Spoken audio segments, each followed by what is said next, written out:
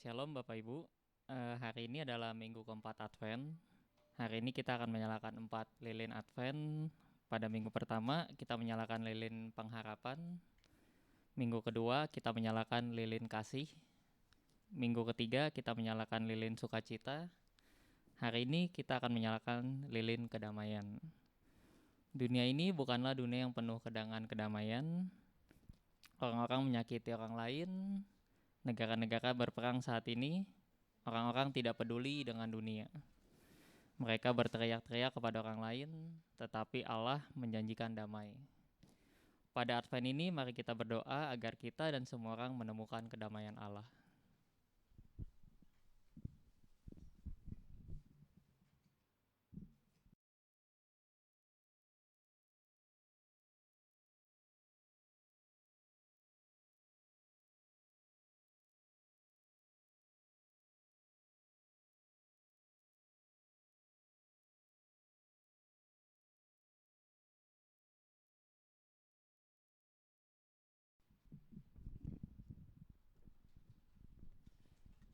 Ketika kita melihat pada lilin keempat, kita mengingat janji Allah akan kedamaian. Kita mengingat kata-kata Yesus pada Yohanes 14 ayat 27, "Damai sejahtera kutinggalkan bagimu, damai sejahtera-Ku kuberikan kepadamu." Pada waktu perang dan kebencian, sulit untuk mengingat bahwa Yesus adalah Sang Pembawa Damai. Semakin dekat dengan hari Natal, mari kita mengingat tujuan Allah adalah tempat yang damai, yang mana semua orang berjabat tangan bukan melukai satu sama lain.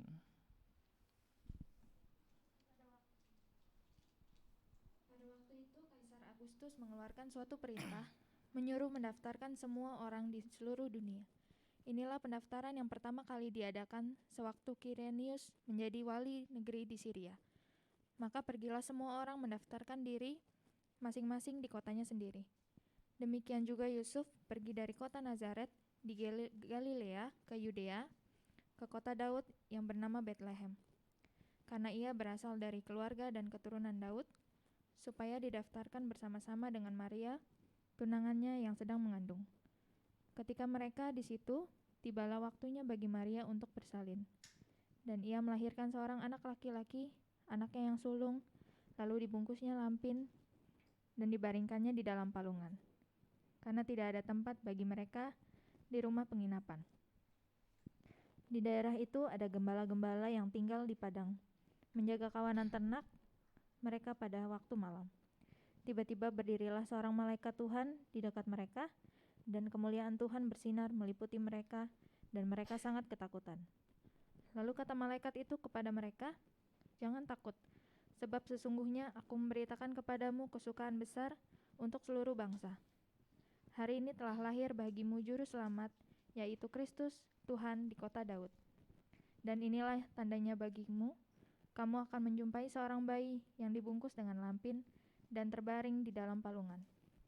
Dan tiba-tiba tampaklah bersama-sama dengan malaikat itu sejumlah besar bala tentara sorga yang memuji Allah. Katanya, "Kemuliaan bagi Allah di tempat yang maha tinggi, dan damai sejahtera di bumi di antara manusia yang berkenan kepadanya." Setelah malaikat-malaikat itu meninggalkan mereka dan kembali ke sorga, gembala-gembala itu berkata kepada seorang kepada yang lain, "Marilah kita pergi ke Betlehem untuk melihat apa yang terjadi di sana, seperti yang diberitahukan Tuhan kepada kita." Lalu mereka cepat-cepat berangkat dan menjumpai Maria dan Yusuf dan bayi itu yang sedang berbaring di dalam palungan. Dan ketika mereka melihatnya, mereka memberitahu apa yang telah dikatakan kepada mereka tentang anak itu. Dan semua orang yang mendengarnya heran tentang apa yang dikatakan gembala-gembala itu kepada mereka.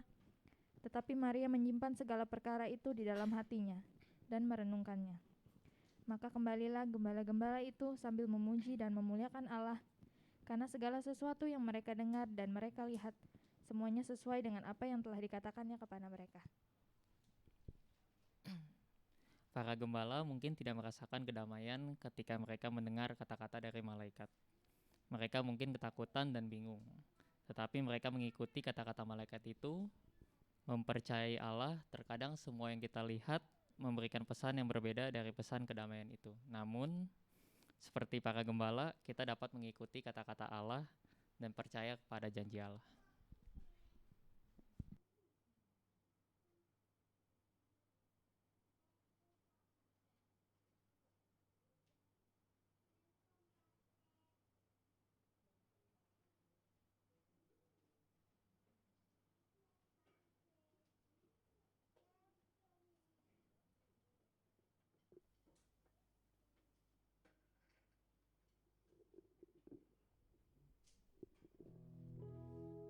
Shalom jemaat yang dikasihi Tuhan. Puji syukur hari ini kita boleh kembali bersama-sama untuk beribadah kepada Tuhan. Mari kita mau siapkan hati kita masuk ke dalam saat teduh.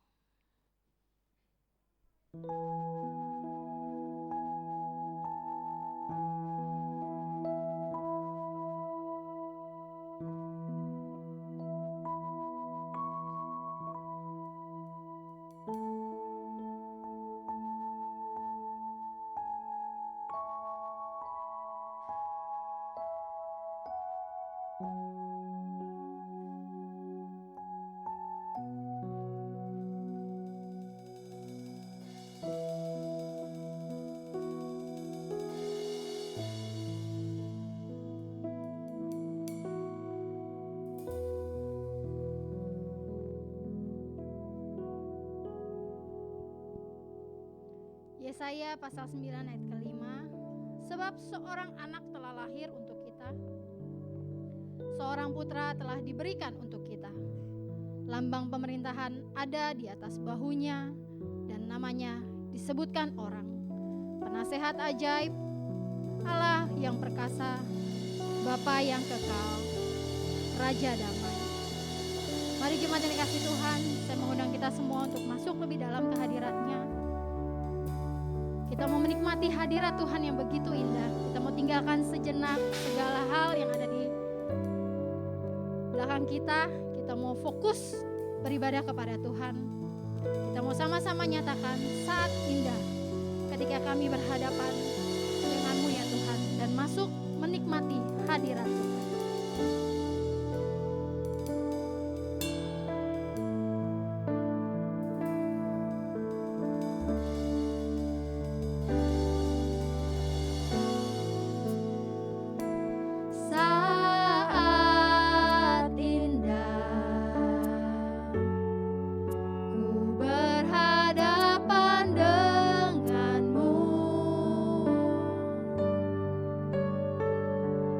Mama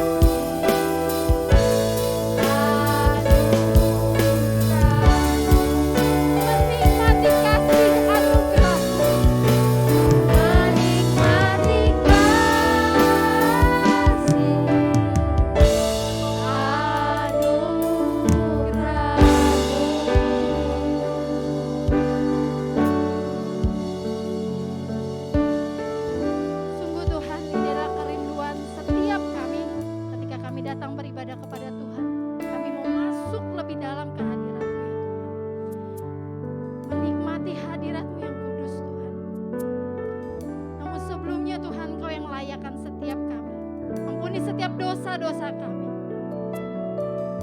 Mungkin kami sudah mengecewakan Tuhan, membuat Tuhan sedih, membuat Tuhan marah. Tapi kami tahu Tuhan yang terus mengasihi setiap kami.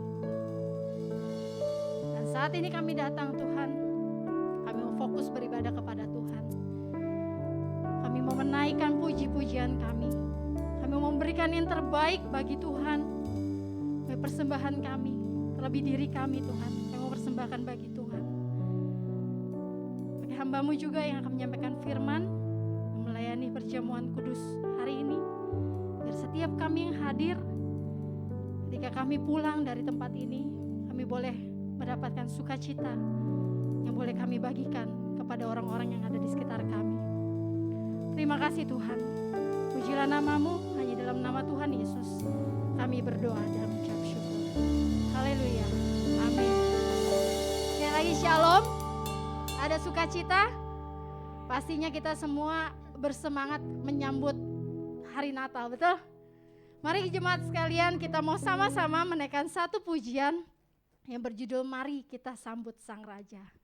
Kita mau naikkan pujian ini bersama-sama dengan penuh sukacita.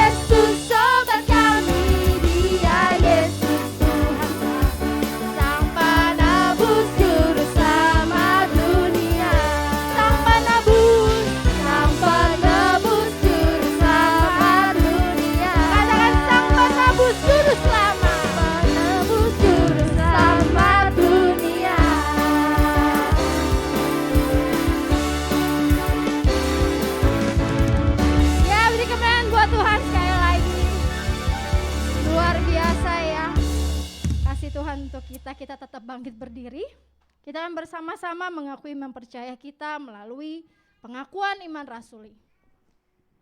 Aku percaya pada Allah, Bapa yang Maha Kuasa, Khalik langit dan bumi, dan kepada Yesus Kristus, Anaknya yang tunggal Tuhan kita, yang dikandung daripada Roh Kudus, lahir dari darah Maria, yang berita sengsara di bawah pemerintahan Pontius Pilatus, disalibkan, mati dan dikuburkan. Pada hari yang ketiga, bangkit pula dari antara orang mati, naik ke surga, duduk sebelah kanan Allah Bapa yang Maha Kuasa. dan dari sana ia akan datang untuk menghakimi orang hidup dan mati. Aku percaya pada Roh Kudus, gereja yang kudus dan persaudaraan kudus, pengampunan dosa, kebangkitan daging dan hidup. Amin. Jemaat dipersilakan duduk kembali.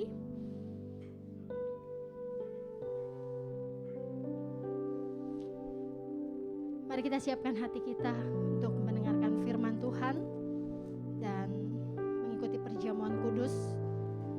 Sebelumnya kita mau sama-sama naikkan satu pujian, Seorang Anak Telah Lahir.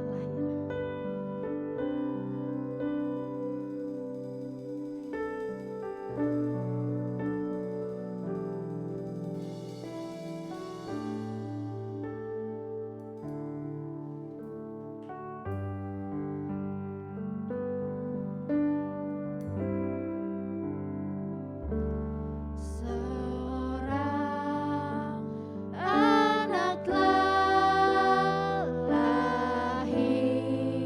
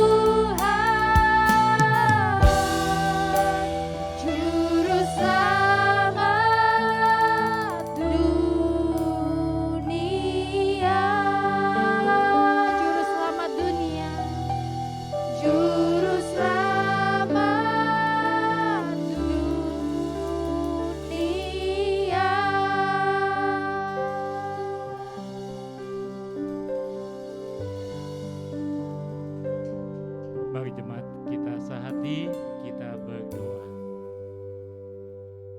Sungguh ya Tuhan, kami mohon Engkau yang sudah datang ke dalam dunia, sungguh dapat kami rasakan, sungguh tetap kami mengalami kehadiran-Mu, khususnya pada saat ini, tatkala kami mau mendengar firman Tuhan. Oleh karena itu Tuhan layakkan, mampukan, sucikan hamba-Mu, kuduskan Tuhan, agar kebenaran firman Tuhan ini boleh memberkatinya dan memberkati setiap kami. Berkati waktu yang ada ini. Di dalam nama-Mu Tuhan Yesus kami berdoa. Amin. Baik, selamat pagi jemaat kasih Tuhan, Shalom. Ya, saya senang sekali Pendeta Anton dan istri yang boleh bersama-sama, boleh mengizinkan saya bersama-sama kita men-sharingkan akan kebenaran firman Tuhan, apalagi kita bersama-sama untuk mengadakan perjamuan kudus. Hari ini tema kita yang diberikan adalah datanglah, ya Raja Damai. Baik, bagi kita semuanya, kita akan buka firman Tuhan dari kitab Yesaya pasal yang ke-11 ayat 1 sampai ayat yang ke-10. Yesaya pasal yang ke-11 ayat 1 sampai ayat yang ke-10. Kita akan membacakannya, demikian firman Tuhan. Yesaya 11 ayat 1 sampai yang ke-10. Suatu tunas akan keluar dari tunggul Isai, dan taruk yang akan tumbuh dari pangkalnya akan berbuah. Roh Tuhan akan ada padanya, roh hikmat dan pengertian, roh nasihat dan keperkasaan, roh pengenalan dan takut akan Tuhan. Ya, kesenangannya ialah takut akan Tuhan. Ia tidak akan menghakimi engkau dengan sekilas pandang saja, atau menjatuhkan keputusan menurut kata orang. Tetapi ia akan menghakimi orang-orang lemah dengan keadilan, dan akan menjatuhkan keputusan terhadap orang-orang yang tertindas di negeri dengan kejujuran. Ia akan menghajar bumi dengan perkataan seperti dengan tongkat, dan dengan nafas mulutnya ia akan membunuh orang fasik. Ia tidak akan menyimpang dari kebenaran dan kesetiaan, seperti ikat pinggang, tetap terikat pada pinggangnya. Mari kita baca sama-sama ayat 6 sampai ayat 10. Serigala akan tinggal bersama domba, dan macan tutul akan berbaring di samping kambing. Anak lembu dan anak singa akan makan rumput bersama-sama, dan seorang anak kecil akan menggiringnya. Lembu dan beruang akan sama-sama makan rumput, dan anaknya akan sama-sama berbaring. Sedang singa akan makan jerami seperti lembu. Anak yang menyusu akan bermain-main dekat liang ular tedung, dan anak yang cerai susu akan mengulurkan tangannya ke sarang ular beludak. Tidak ada yang akan berbuat jahat atau yang berlaku busuk di seluruh gunungku yang kudus, sebab seluruh bumi penuh dengan pengenalan akan Tuhan, seperti air laut yang menutupi dasarnya. Maka pada waktu itu taruk dari pangkal Isai akan berdiri sebagai panji-panji bagi bangsa-bangsa. Ia akan dicari oleh suku-suku bangsa, dan tempat-tempat kediamannya akan menjadi mulia. Demikian firman Tuhan. Kalau kita perhatikan ayat 1 dan ayat 10, ternyata pengertian Raja Damai itu ditujukan kepada seorang pribadi. Bukan istilahnya berita damai, ya setidaknya bisa ada, datang dengan sendirinya. Ternyata tidak. Adanya satu sosok, satu pribadi yang akan datang, yang akan memberikan damai itu. Bahkan kalau kita melihat di sini yang luar biasa sekali. Kalau ayat yang tadi kita baca, ayat 5 mulai, khususnya ayat 6, itu terlihat sekali satu kondisi kok tidak mungkin begitu. Tetapi itu terjadi. Itulah satu kedamaian yang luar biasa, gambaran yang Tuhan berikan kepada kita. Inilah juga yang Tuhan inginkan bagi setiap kita. Baik, sebelumnya lebih lanjut kita sekali lagi kita berdoa kepada Tuhan. Tuhan, sekali kebenaran firman Tuhan, teduhkan hati kami, pikiran kami, sungguh mengerti kebenaran-Mu dengan baik dan benar. Di dalam nama-Mu Tuhan Yesus kami berdoa. Amin. tatkala kita memikirkan suatu tema, datanglah ia Raja Damai, adanya satu harapan kita. Sungguh-sungguh damai itu boleh ada di dalam kehidupan kita. Sungguh-sungguh kita mengharapkan damai yang sudah Tuhan lukiskan di dalam ayat yang ke-6 sampai yang ke-9 boleh terjadi di dalam kehidupan kita. Tetapi permasalahan yang seringkali terjadi adalah itu sulit sekali bisa kita alami. Majalah Times itu memaparkan di dalam tahun 2020 ternyata katanya di Asia benar-benar mengalami satu kondisi yang dimana mengalami banyak orang di Asia yang depresi, yang merasa tertekan, yang merasa hidupnya tidak damai. Bukan itu saja yang kita perhatikan, memang pada tahun 2020 adalah masa-masa mulainya apa? Jangkitnya COVID-19. Dan itu semua orang takut mati, terlihat sekali. Takut mati, bukannya orang lain. Kita pun juga gitu ya, mau nggak mau jaga dengan masker, dengan cuci tangan. Bahkan kadang-kadang kalau melihat orang nggak pakai masker, lalu kita sudah menghindar begitu kan ya. Bukannya itu saja, kalau orang batuk langsung kita noleh, lalu menghindar begitu kan. Berbeda dengan dulu kan, kalau dulu nggak ada kasus daripada COVID ini begitu, orang batuk kita cuek gitu. Tapi kali ini batuk, apalagi pilek, wah sudahlah. Pikiran kita apa? COVID ini. Kita menjauh, takut begitu. Setidaknya satu kondisi yang membuat kita diingatkan, ternyata sebetulnya hidup ini berharga. Ketenangan, kedamaian ini sangat berharga. Dan pada saat penyelidikan tersebut dikatakan ternyata di Beijing itu banyak sekali kasus orang bunuh diri. Apalagi sudah tahu dia pada saat terkena COVID-19 sudah merasakan harapan hidup yang tidak ada. Bukannya mereka saja yang memiliki satu kedudukan sosial yang biasa, bahkan dikatakan ada pengusaha-pengusaha besar yang sangat sukses, hidupnya penuh dengan tekanan, hidupnya penuh ketidakdamaian di dalam dirinya, sehingga betul-betul membuat dia susah hati.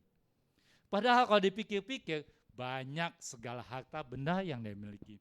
Dia bisa beli segala sesuatu, tetapi satu, damai yang tidak bisa dia berikan. Di tengah-tengah dunia ini, apakah ada damai? Kalau kita memikirkan di sini, dengan tema kita pada saat ini, kapan sih kita perlu damai? Apakah menjelang Natal ini, datanglah ya Raja Damai. Kapan kita membutuhkan damai itu? Kapan? Pada waktu tenang? Pada waktu tertekan? Pada waktu susah? Atau pada saat kita tidak tahu arah hidup ini? Kapan damai kita dibutuhkan?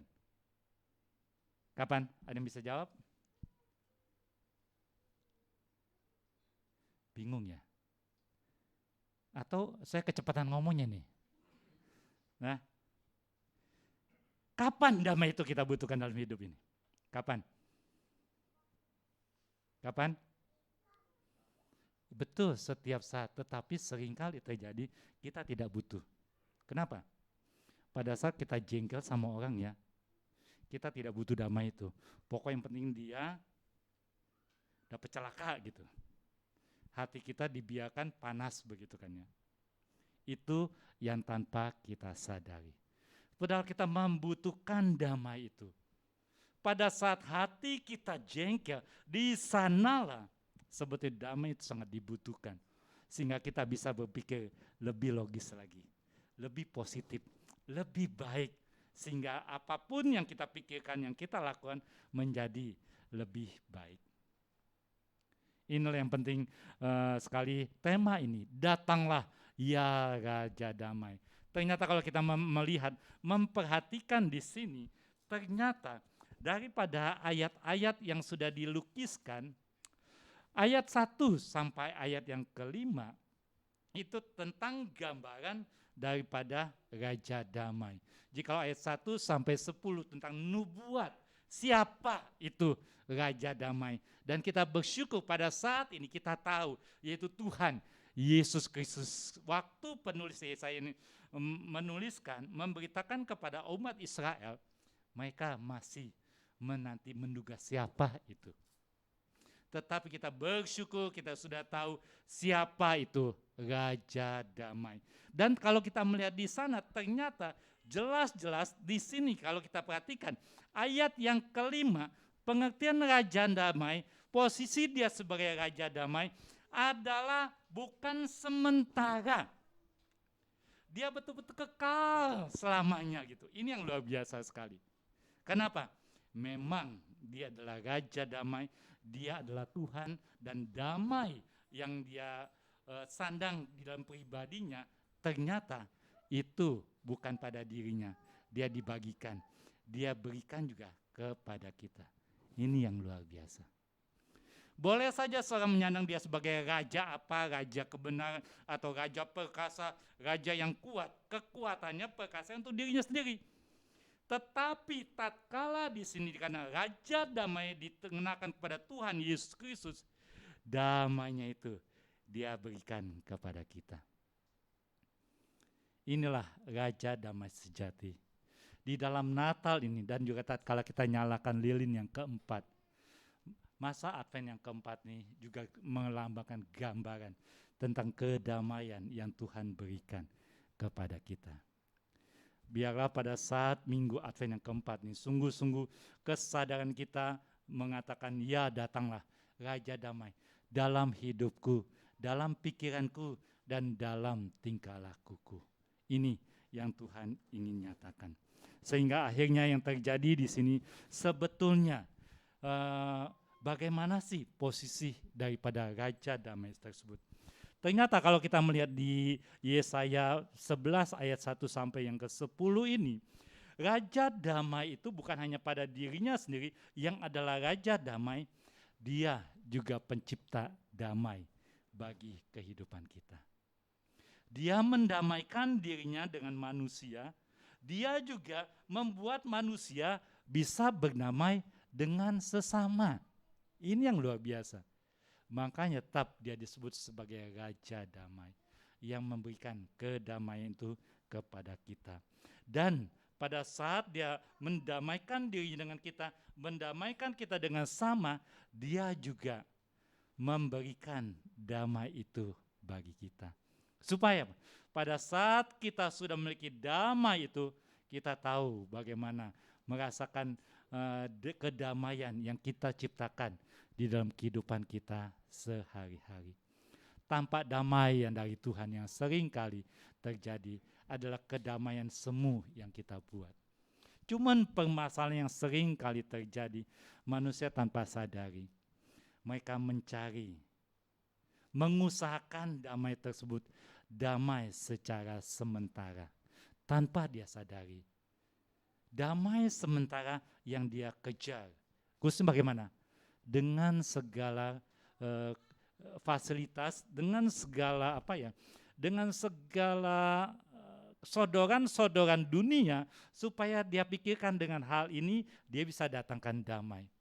Seringkali tanpa disadari, mereka menganggap harta dunia ini, kekayaan, kedudukan, jabatan, posisi yang saya dapatkan atau keadaan tenang, itulah yang membuat saya damai. Tanpa dia sadari semua itu sementara, dan itulah damai sementara yang pasti, yang tentu mungkin juga dia dapatkan. Tetapi damai yang Tuhan ingin berikan pada kita pada saat bukan damai yang sementara itu. Tuhan Yesus sudah datang ke dalam dunia. Untuk apa? Dia tahu kita manusia sudah jatuh di dalam dosa. Tidak ada damai dengan diri sendiri, tidak ada damai dengan sesama, tidak ada damai dengan Tuhan. Dia datang untuk mendamaikan semuanya itu dengan mati di kayu salib untuk kita. Inilah yang Tuhan berikan. Inilah yang Tuhan sediakan bagi setiap kita. Tetapi permasalahannya sering kali terjadi, kita mengacuhkan, kita menolaknya. Yang kita pikirkan, oh Tuhan, ini saya, ini kesempatan bagi saya untuk mencari damai sendiri. Sehingga akhirnya terjadi Natal yang biasa kita peringati, yang kita tahu dia datang membawa damai, kita lupa karena terpikir kepada pikiran kita sendiri. Ini yang harus kita waspadai. Oleh karena itulah, jikalau tatkala tadi kita membaca akan firman Tuhan Yesaya pasal 11 ayat 1 sampai 10 mengingatkan pada kita, Yesus Kristus adalah Raja damai. Dia damai sesungguhnya, dia damai yang diberikan kepada kita, dan damainya itu ada di dalam diri kita, dan damai itu yang akan membuat hidup kita lebih berharga. Dan ternyata kita sungguh-sungguh sangat membutuhkan akan damai tersebut. Kita manusia penuh dengan segala kelemahan yang seringkali menurut pikiran kita bertindak. Yang seringkali tanpa kita sadari, ego kita yang lebih utama. Yang kita pikirkan dengan ego kita itu, kita bisa dapat sesuatu membuat kita lebih baik. Ternyata tidak. Tuhan tahu akan hal ini, dia datang bagi kita. Kita perlu Yesus sebagai Raja damai kita. Bagaimana sih kita bisa memiliki damai sejata itu? Yang pertama, jikalau Tuhan menyatakan dirinya sebagai Raja damai, mari terima dia. Datanglah kepada dia, terima dia sebagai Tuhan kita, sebagai Raja kita yang menguasai, yang bertata di dalam kehidupan kita. Ada aplikasi, boleh berikan tolong untuk yang apa PPT yang terakhir. Terus, nah ini dia sebagai aplikasi. Next. Mari kita miliki hidup damai itu. Saya berikan teks lagi, dikatakan dengan satu istilah, ucok. Sorry, kata ucok bukannya ucok durian ya. Durian ucok gitu ya, Medan ya. Nah, oleh next. Ucok. Tatkala ingat durian ucok itu ya, ingatlah rumusan ini. Apa itu ucok gitu ya? U-nya apa? Supaya kita bisa hidup damai, usahakanlah sungguh-sungguh hidup damai dengan semua orang. Gampang enggak? Enggak gampang. Karena ego kita, pribadi kita yang seringkali itu terjadi. Yang seringkali membuat kita betul-betul susah sekali untuk berdamai. Yang istilahnya begini, kadang-kadang orang berkata begini, dia baik, saya baik. Dia jahat bagaimana? Saya lebih jahat, kurang ajar itu, betul. Baik maksudnya lebih baik kan ya. Tetapi kalau jahat, lebih jahat. Itu jelas bertentangan dengan firman Tuhan. Bagaimana mungkin damai itu kita bisa dapat? Enggak mungkin. Inilah prinsip yang seringkali terjadi. Kadang-kadang yang terjadi ya, tanpa kita sadari prinsip hidup itu, begini. Kita lebih menghargai kadang-kadang binatang daripada manusia. Saya seringkali melihat ya, ada orang begitu, dia naik kendaraan, lagi cukup kencang, tiba-tiba di depan nyebrang anjing. Nyebrang kucing, cit, begitu berhenti. Lihat tabrak gak? Untung gak ketabrak. Senang begitu ya. Ketika dia jalan satu kali, jalan agak cepet-cepet, tiba-tiba ada seorang nyebrang. Hampir dia terabrak, cepet-cepet dia berhenti. Apa responnya? Apa lihat? Untung gak ketabrak. Begitu. Responnya bagaimana? Gimana? Gimana? Nggak berani ngomong ya. Sebab dulu pun saya pernah gitu. Kamu gimana sih? Istilahnya, waduh, matamu apa segala macam. Gak lihat ya. pokoknya jengkel dan marah begitu. Inilah yang sering kali tanpa kita sadari, perlunya sikap kita bisa menilai, menghargai. Nah, inilah damai itu kadang-kadang yang sering kali susah kita nyatakan, kita hidup pada sama. Kadang-kadang kita berikan pengampuan, enaknya dia, tidak enak di saya. Itu terjadi. Nah, ini sorry, barusan tadi saya ada bicara. Istilahnya kalau dulu di komedi ya, di TV ada satu komedi dengan tema suami takut istri. Ada ya?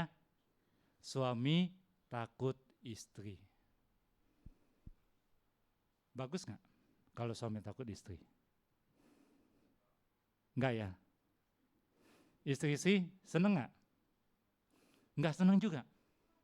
Kalau gitu proteslah, kita yuk demo yuk, TV itu salah gitu ya. Nah, pengertian sebetulnya kalau saya melihat positifnya. Kalau saya melihat positifnya, istilahnya bukan sungguh-sungguh literal takut istri.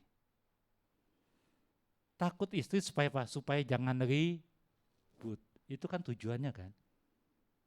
Sebetulnya bukan takut gitu. Kalau nggak takut, rumah tangga itu pasti cerai. Pasti bertengkar. Jadi itu. Jadi untuk menunjukkan satu istilah bagi saya melihat positifnya, istilahnya kelihatan nggak keren gitu ya. Tetapi pada saat itu terjadi untuk menjaga keutuhan kehidupan rumah tangga, untuk menjaga ketenangan, untuk menjaga kedamaian. Ya sudahlah, nggak apa-apa. Sebetulnya ini pun boleh ada dalam kehidupan kita. Dan tanpa disadari si suami sudah menerapkan, pokoknya hidup damailah gitu. Jangan ribut-ribut aja. Yang ngalah kan nggak apa-apa begitu kan ya. Jadi itu. Memang sih kalau dilihat pikiran itu ST itu kok negatif sekali gitu. Tetapi umumnya yang terjadi adalah si suami itu mengalah aja, nggak mau cari ribut. Jadi disebut sebagai suami takut istri begitu. Tetapi bukan berarti di sini ya tiba-tiba, nah nanti akhirnya rumah pulang tuh kan Boksu Kisah sudah ngomong kan. Bukan karena itu alasan, tetapi itu fakta yang seringkali terjadi tanpa kita sadari. Nah, oleh karena itulah Tuhan katakan, usahakanlah hidup damai dengan semua orang. Inilah yang Allah inginkan, inilah yang Allah harapkan itu terjadi di dalam kehidupan kita. Ucok, U-nya usahakan, C-nya apa? Ciptakan damai. Kalau tadi mengusahakan, tetapi kali ini lebih hebat lagi. Ciptakan, ada rencana, ada inisiatif, ada usaha yang sungguh-sungguh mau dilakukan. Kalau misalnya yang tadi usahakan, istilahnya begini. Ada satu kehidupan yang diceritakan itu di Tibet katanya.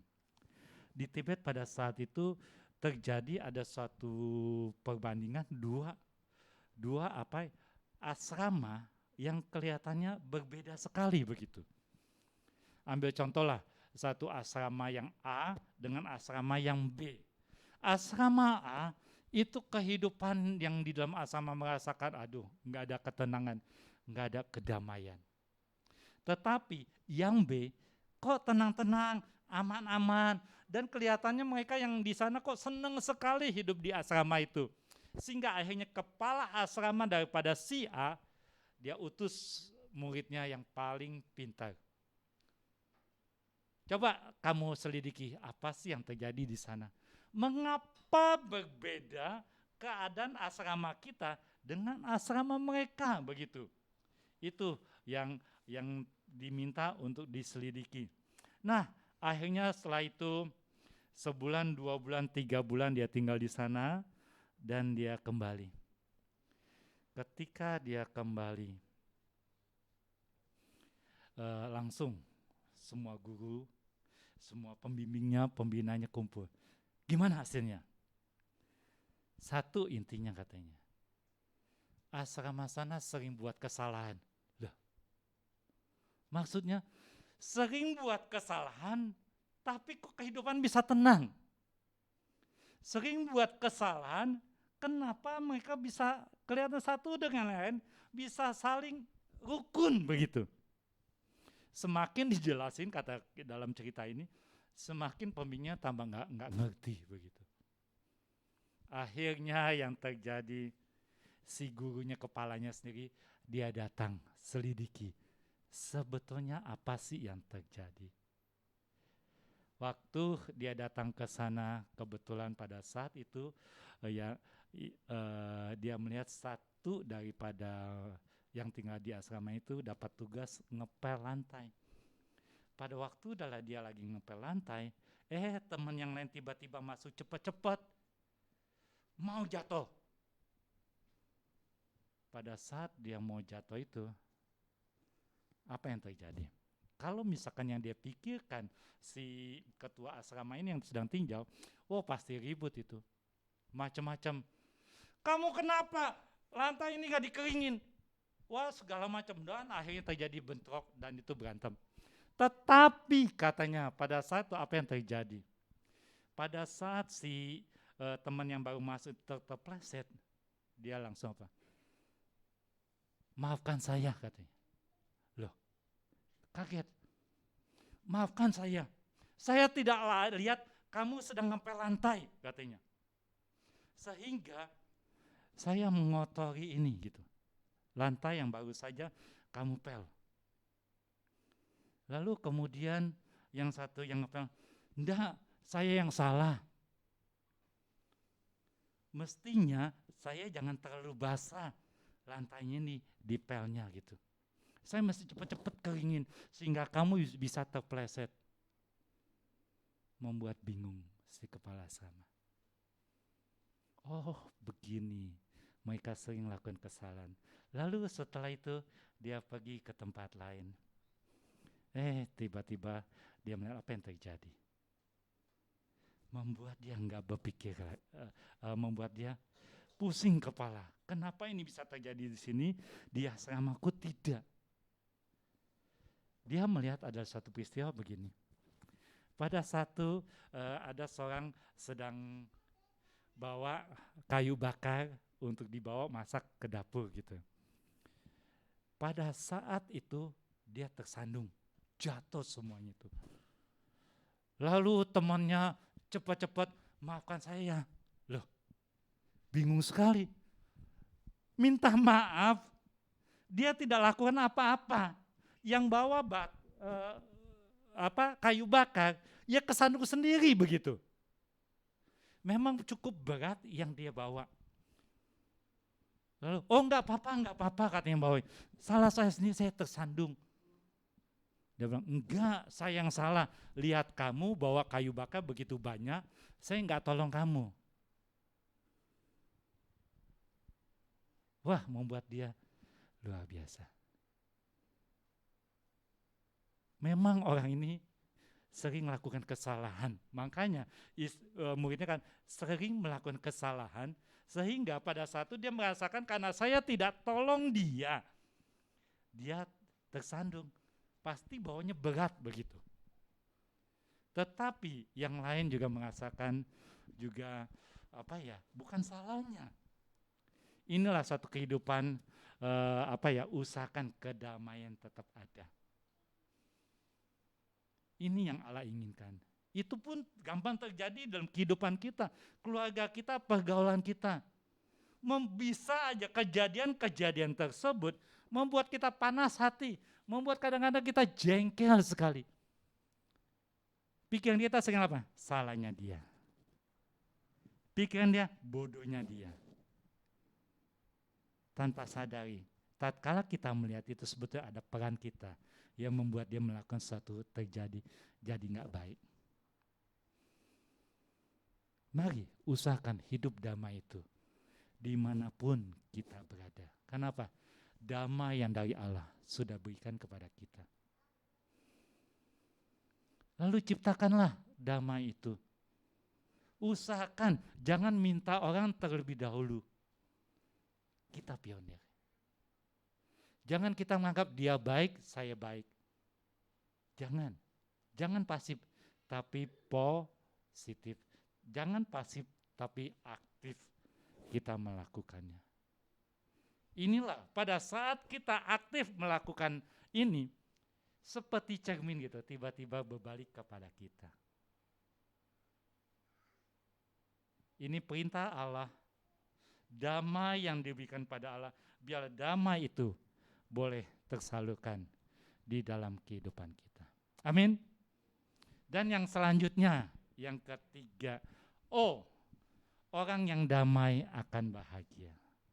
Betul, orang yang mengusahakan, orang yang menciptakan damai, tidak ada yang jadi sengsara, tidak ada yang menderita, tidak ada hidupnya tertekan, tidak.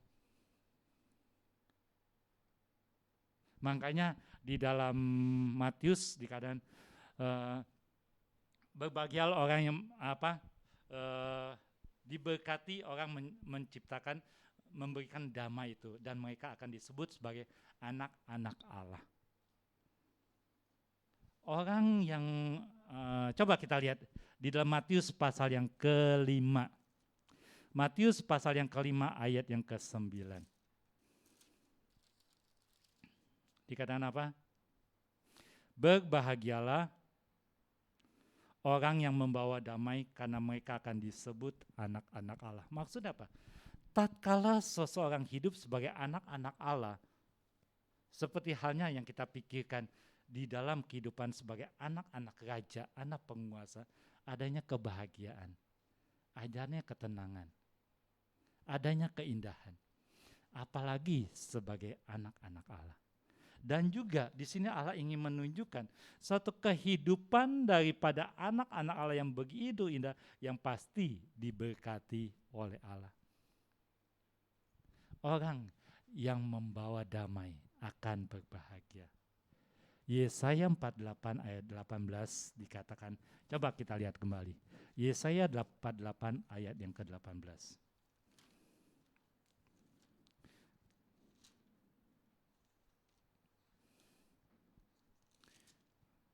Apa yang dikatakan?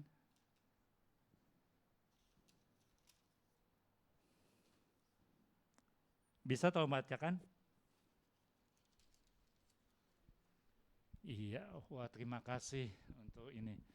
Sekiranya engkau memperhatikan perintah-perintahku, maka damai sejahteramu akan seperti sungai yang tidak pernah kering, dan kebahagiaanmu akan terus berlimpah seperti gelombang-gelombang laut yang tidak pernah berhenti. Damai itu tidak terlepas dari perintah Tuhan untuk menciptakan kehidupan yang penuh pengampunan, kehidupan yang saling mengasihi satu dengan yang lain. Ucok, U-nya usahakan, C-nya apa? Ciptakan, O-nya orang yang membawa damai akan berbahagia. K-nya kabarkan damai itu. Kabarkan damai itu, kabarkan raja damai yang diberikan kepada kita, sehingga dia boleh memiliki damai. Inilah yang indah, sehingga damai itu terus ada di dalam kehidupan kita. Damai itu terus terpancar di dalam kehidupan kita pada saat ini. Oleh karena dimanapun kita berada, mari kita nyatakan damai sejahtera Allah yang ada di dalam kehidupan kita pribadi demi pribadi. Sehingga sungguh-sungguh damai itu boleh kita rasakan. Nah, saya mendapatkan satu ini, apa tuh? Doa Fransiskus dari Assisi. Mungkin di antara kita sudah pernah membaca atau juga mungkin sudah pernah mendengar. Saya akan membacakannya.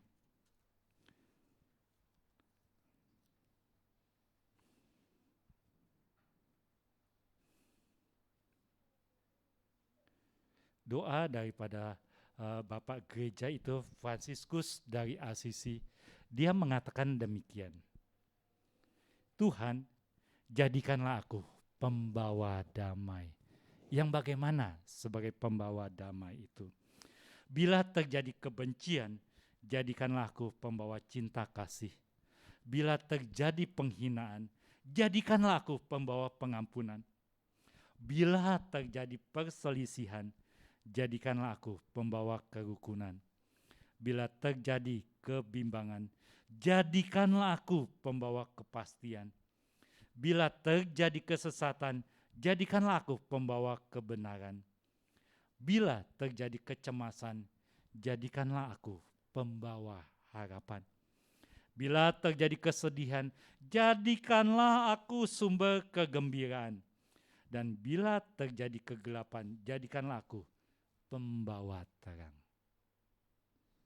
Dan Tuhan, semoga aku ingin menghibur daripada dihibur, memahami daripada menuntut untuk dipahami, mencintai daripada mengharapkan untuk dicintai. Indah sekali. Biarlah doa daripada Fransiskus dari Asis ini boleh menjadi doa kita. Bukan yang pasif, bukan yang menuntut, tetapi aktif dan memberikan lebih dahulu. Tatkala orang lain ingin melakukan sesuatu yang indah bagi kita, mari lebih dulu kita lakukan. Sehingga akhirnya sungguh damai Natal boleh kita alami pada saat ini.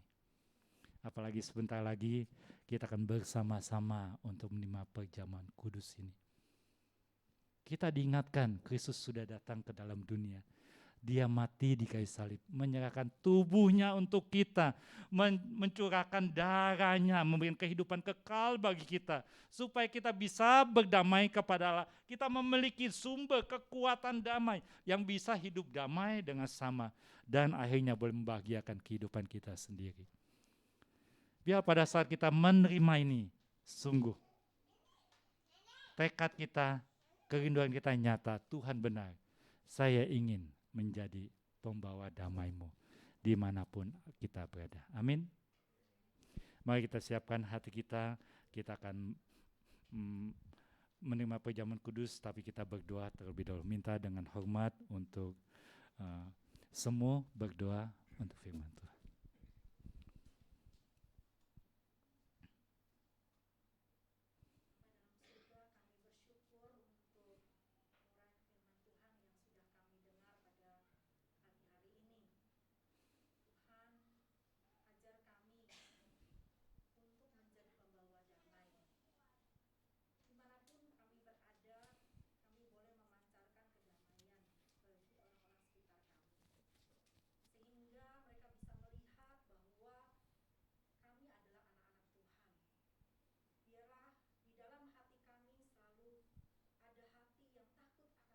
Ya Tuhan, amin. Sehingga apapun yang kami katakan, apapun yang kami lakukan, apapun yang kami perbuat, kami pertimbangkan dengan baik apakah itu membawa kedamaian bagi orang-orang di sekitar kami.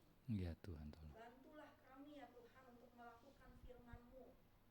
Kami tahu bahwa bagi kami manusia, membawa kedamaian bukanlah sesuatu yang mudah.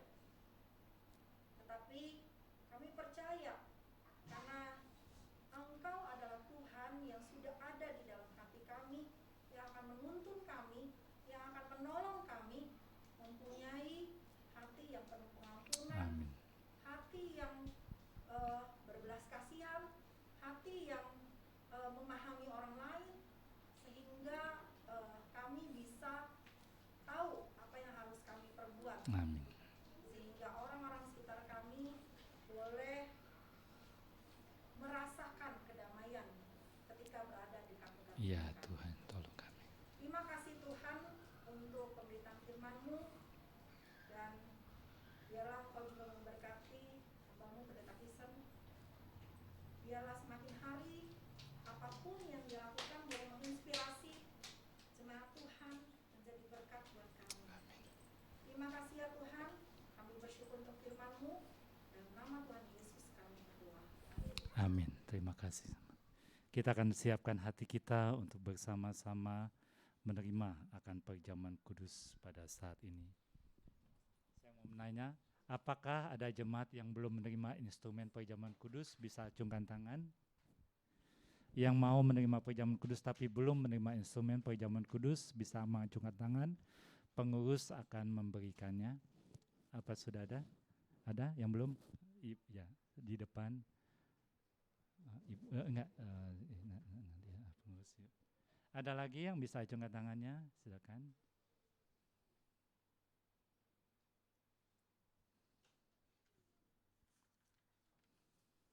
Kita akan bersama-sama akan mengikuti liturgi perjamuan kudus yang sudah ada. Biar kita siapkan hati kita.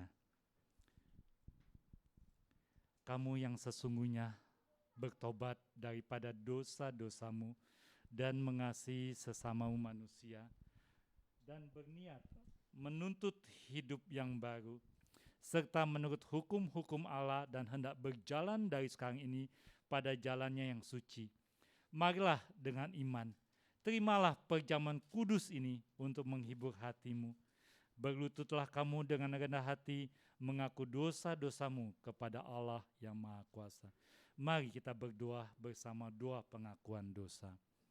Allah yang Maha Kuasa, Bapa Tuhan kami Yesus Kristus, pencipta semesta alam, hakim seluruh manusia, dengan sedih hati kami mengaku dosa-dosa dan kejahatan yang selalu kami perbuat, baik dalam pikiran, perkataan maupun perbuatan yang telah melawan Tuhan dan Raja kami. Hati kami sangat sedih mengingat akan segala kesalahan itu dan dengan sungguh-sungguh kami menyesal dan bertobat. Kasihanlah kami ya Bapa yang berkasihan. Ampunlah kami, tolong kami mulai saat ini, agar kami dapat melayanimu dan berkenan padamu dalam hidup yang baru, menghormati dan memuliakan namamu demi Yesus Kristus Tuhan kami. Amin. Allah yang Maha Kuasa, Bapa kami yang di sorga, karena besar kasih-Mu, Engkau telah menjanjikan pengampunan dosa kepada semua orang yang kembali kepadamu dengan pertobatan dan iman yang benar. Kasihanlah kami. Ampunilah dan lepaskanlah kami dari segala dosa kami. Teguhkan dan kuatkan kami dalam segala kebajikan, dan bawalah kami kepada hidup yang kekal. Demi Yesus Kristus Tuhan kami. Amin. Dengarlah apa yang dikatakan dalam Alkitab pada mereka yang merendahkan hatinya dan bertobat. Jika seorang berbuat dosa, kita mempunyai seorang pengantara pada Bapa, yaitu Yesus Kristus yang adil, dan Ia adalah pendamaian untuk segala dosa kita, dan bukan untuk dosa kita saja, tetapi juga untuk dosa seluruh dunia. Perkataan ini benar dan patut diterima sepenuhnya. Kristus Yesus datang ke dunia ini untuk menyelamatkan orang berdosa. Karena begitu besar kasih Allah akan dunia ini, sehingga Ia telah mengaruniakan anaknya yang tunggal, supaya setiap orang yang percaya kepadanya tidak binasa, melainkan boleh hidup yang kekal. Marilah kepadaku semua yang letih, lesu, dan beban berat. Aku akan memberi kelegaan kepadamu. Doa pengharapan kita bertanggapan. Angkatlah hatimu. Biarlah kita berterima kasih kepada Tuhan.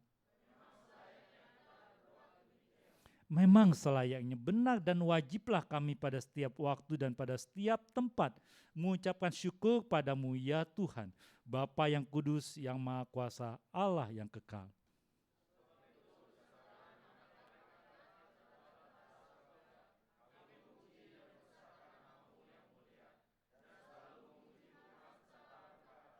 Kudus, kudus, kudus, Allah Tuhan sekalian alam, penulis sorga dan bumi dengan kemuliaan-Mu. Bagimulah kemuliaan ya Tuhan yang maha tinggi. Amin.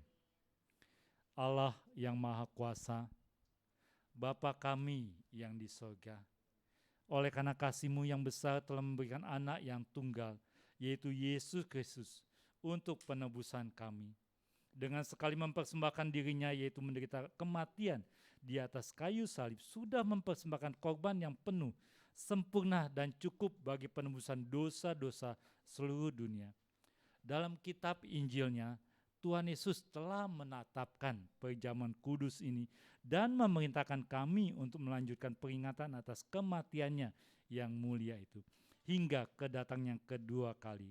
Dengan rendah hati kami mohon kepadamu, ya Bapa yang berbelas kasihan, dengarkanlah doa kami. Berkatilah kami yang menerima roti dan anggur ini sesuai dengan perintah anak-Mu, Juru Selamat kami Yesus Kristus, sehingga kami dapat menerima tubuhnya dan darahnya yang kudus. Pada malam ia diserahkan. Diambilnyalah roti.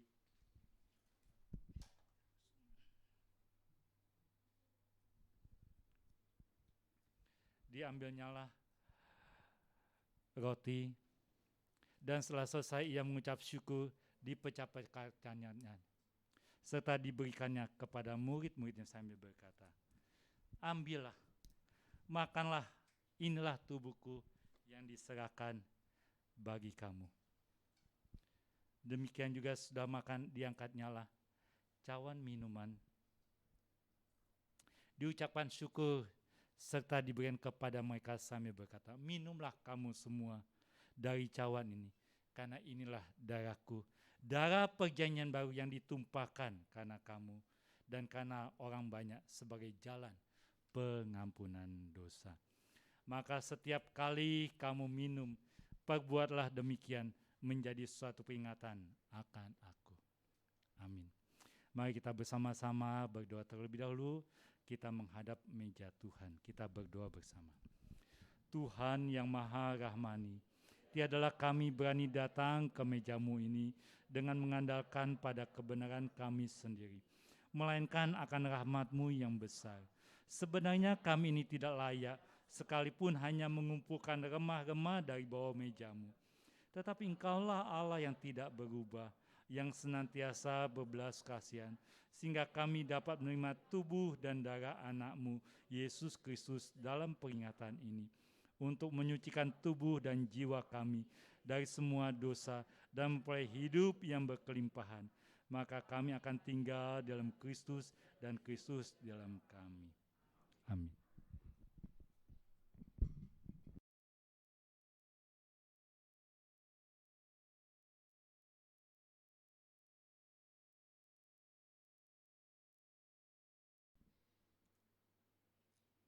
Pada saat ini kita diberikan satu set instrumen perjamuan kudus.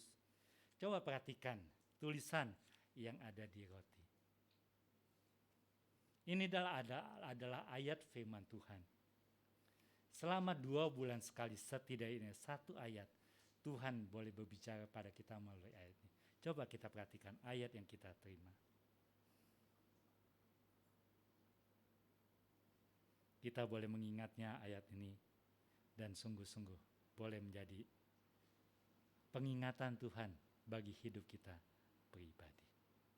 Mari kita siapkan hati kita untuk menerima akan perjamuan ini.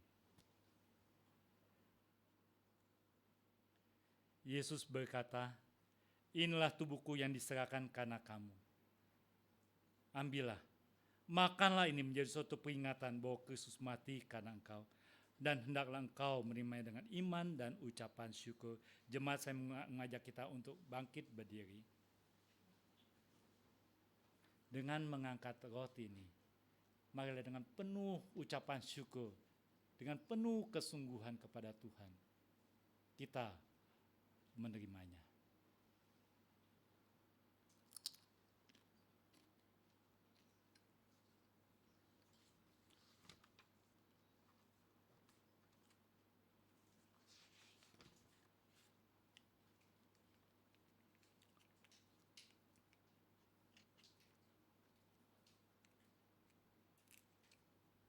Kita mempersiapkan untuk anggur yang ada.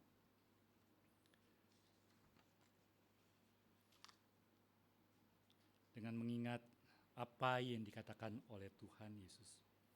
Yesus berkata, inilah darahku, darah perjanjian baru yang ditumpahkan karena engkau. Minumlah ini menjadi peringatan bahwa Kristus mati karena engkau, dan ucapkanlah syukur atasnya. Mari kita terima.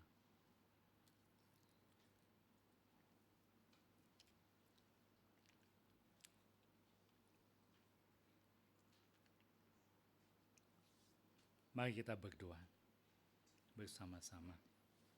Ya Tuhan, Bapa kami yang di sorga, hamba-hambamu yang hina ini telah menjalankan sakramen perjamuan kudus ini.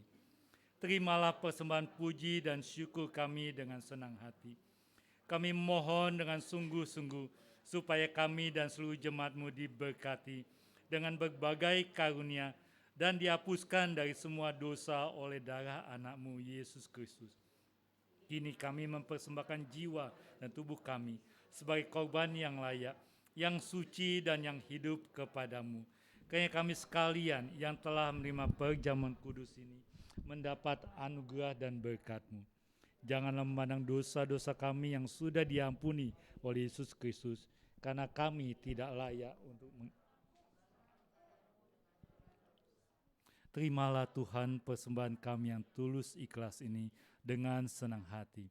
Kiranya segala hormat dan kemuliaan bagi Allah Bapa, Allah Anak dan Allah Roh Kudus, ketiganya yang esa dan maha kuasa, sampai selama-lamanya. Amin. Silakan duduk jemaat sekalian, kita lanjutkan dengan ibadah kita. Saya serahkan kepada liturgi.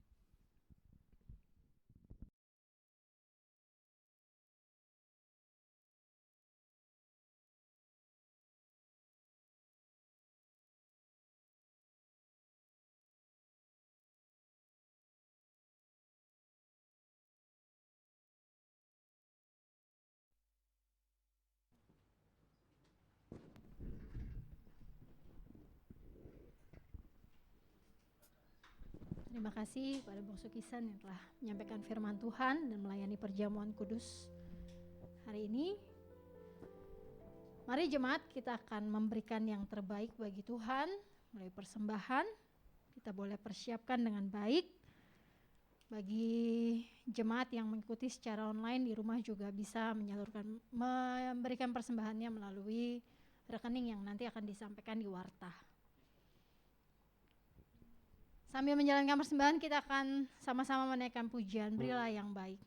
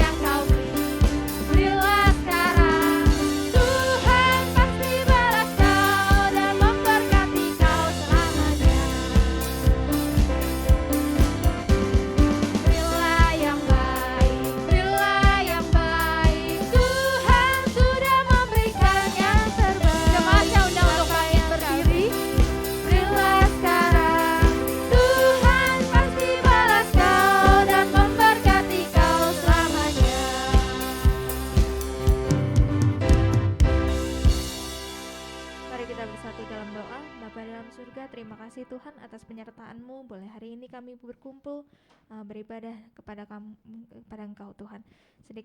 Sebentar kami menyerahkan sedikit dari apa yang kami punya, yang telah Engkau berikan kepada kami, biar boleh memperluas lagi kerajaan-Mu. Kami menyerahkan semuanya ke dalam tangan-Mu Tuhan, dalam nama Tuhan Yesus, haleluya, amin. Amin. Kita tetap bangkit berdiri, kita akan mengakhiri ibadah kita hari ini. Kita akan berdoksologi, kemudian doa tutup dan doa berkat akan disampaikan oleh Bungsu Kisan. Terima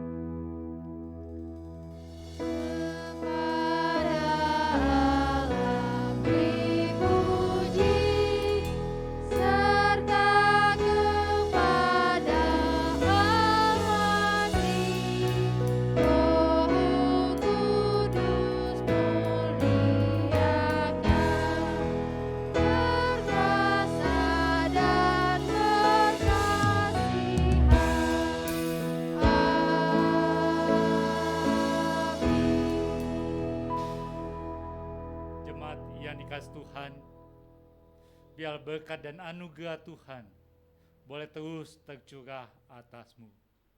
Oleh karena arahkanlah hatimu kepada Tuhan dan terima berkat Tuhan. Ke segala cinta kasih, damai sejahtera daripada Allah Bapa yang tidak pernah berubah, anugerah keselamatan di dalam Tuhan Yesus, pimpinan penyertaan berkat perlindungan daripada Roh Kudus yang memberkati kehidupanmu, keluargamu, usahamu, pekerjaanmu, dan masa depan serta studimu. Dari sekarang sampai selama-lamanya tercurah atasmu. Amin.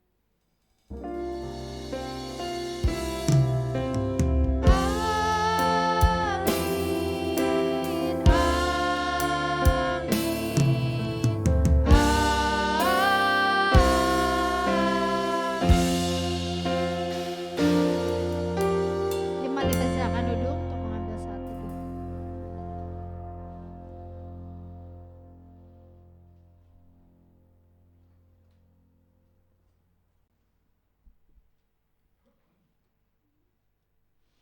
Kita masuk ke dalam warta jemaat. Kami ucapkan terima kasih kepada Bosu Cinkisen yang telah menyampaikan firman Tuhan dan melayani perjamuan kudus hari ini. Kiranya Tuhan terus memberkati pelayanannya. Apa ada jemaat yang baru? Belum ada. Bagi jemaat yang rindu terlibat di dalam pelayanan, boleh langsung menghubungi ke Natalia ataupun James atau ke majelis yang lain boleh. Yang rindu mau pelayanan, membawa kantong persembahan, atau ada yang mau jadi liturgis juga boleh, sampaikan langsung kepada majelis ya.